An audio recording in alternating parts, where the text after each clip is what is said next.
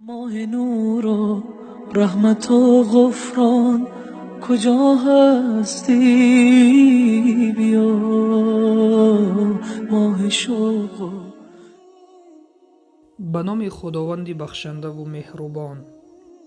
از ابو هریره خداوند از او راضی باد روایت است که پیامبر صلی الله علیه و سلم فرمودند: خداوند فرموده است تمام عمل فرزندی آدم برای اوست مگر روزه، زیرا روزه برای من است و من پاداش آن را به او می دهم.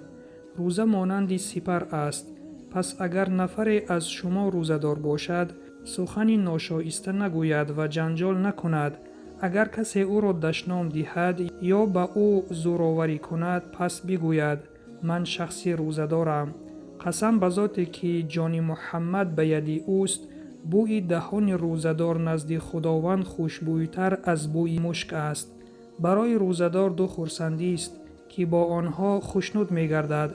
وقتی افطار می نماید برای افطار خرسند می شود و وقتی روز قیامت پروردگارش را دچار می شود خوشنود می گردد. روایت بخاری و مسلم. رمضان أهلا بك رمضان نرقى بك رمضان. علما در شرح این حدیث می گویند تمام عمل انسان به فایده اوست و ثوابش را از خداوند نائل می شود.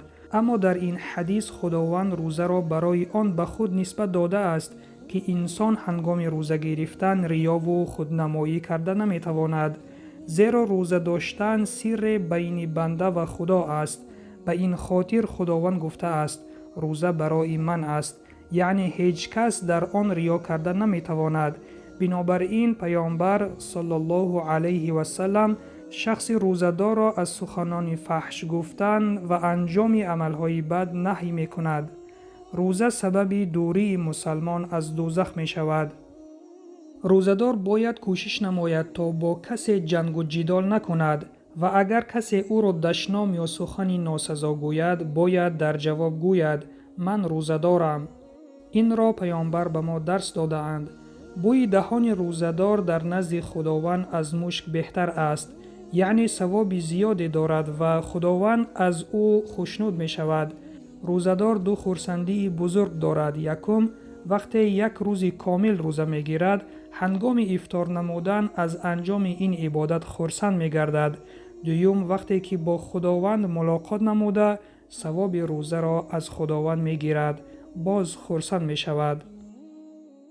رمضان أهلا بك رمضان نرقى بك.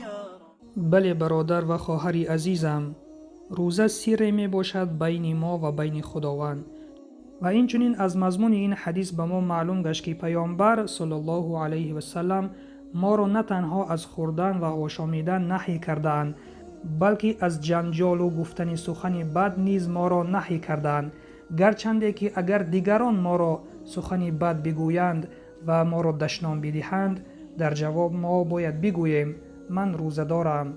این درس را پیامبر صلی الله علیه و سلم به ما آموزانیدند.